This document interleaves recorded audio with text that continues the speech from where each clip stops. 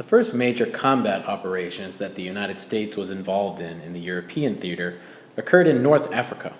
The fighting in North Africa was very different than the fighting in the Pacific, this of course being primarily due to geography, North Africa being a desert landscape and the Pacific of course being an ocean. The fighting in North Africa had actually been ongoing for quite some time.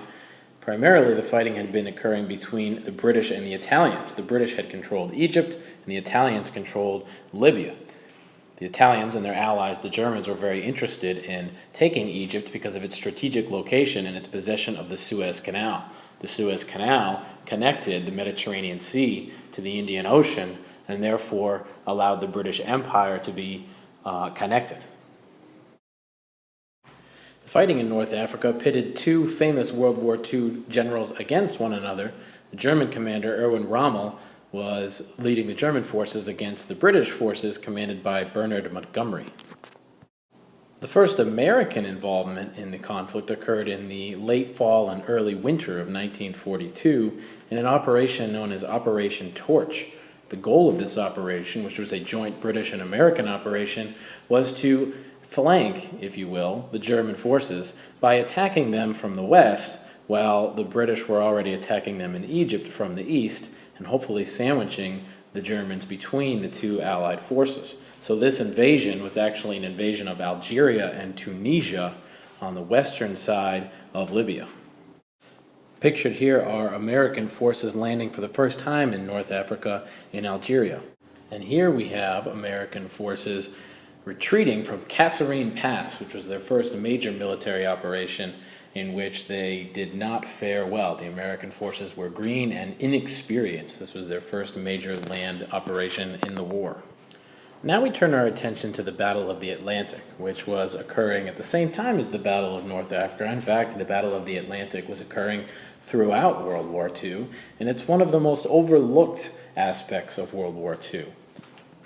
This map shows the locations in which Allied shipping was sunk by German U-boats or submarines. And you'll notice that it basically was all across the Atlantic. It wasn't just limited to areas near Europe or areas near Africa, but the Americans actually lost significant amounts of shipping along the east coast of the United States. And it took quite a while for the United States to adapt their policies and adapt their strategies to prevent these sorts of losses from occurring. Had they not made these adaptations, it's quite possible that the war would have been lost because it relied so heavily, the war effort in Europe relied so heavily on American shipping, not only the American troops, but the British troops as well. So we're going to talk briefly about these strategies. If we look at this chart, we'll notice that between 1942 and 1943, there were huge losses in American shipping when you compare it to the later years in the war, 44 and 45. And the reasons for this decline in these losses has a lot to do with the shifting strategy and philosophy towards fighting this war in the Atlantic.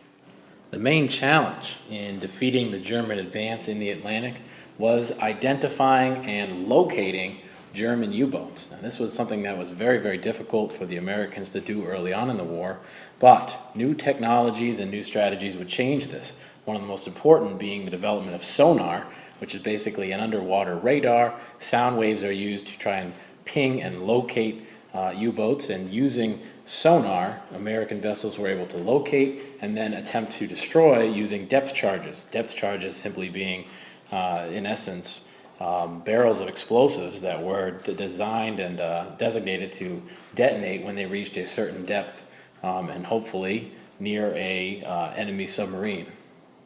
One of the other things that really helped the Americans and the British in the Battle of the Atlantic was the British spy program known as Ultra. These British spies actually captured a German machine called an Enigma machine, which was a typewriter that would encode messages. And the Germans, unknowingly, were sending messages about locations of their submarines, and the British and the Americans were intercepting these messages. So by the second half of the war, the Americans and the British had a pretty good handle on where German ships were and when. And finally, the adoption of the convoy system, which was basically sending ships together in large fleets which were protected and escorted by military vessels, played a big role in achieving a higher percentage of vessels making it across the Atlantic safely, without coming under attack by German U-boats, German vessels. So all of these things combined really turned the tide in the Battle of the Atlantic. And had they not done this, had they not made these adjustments, then it's quite possible that the war would have turned out quite differently.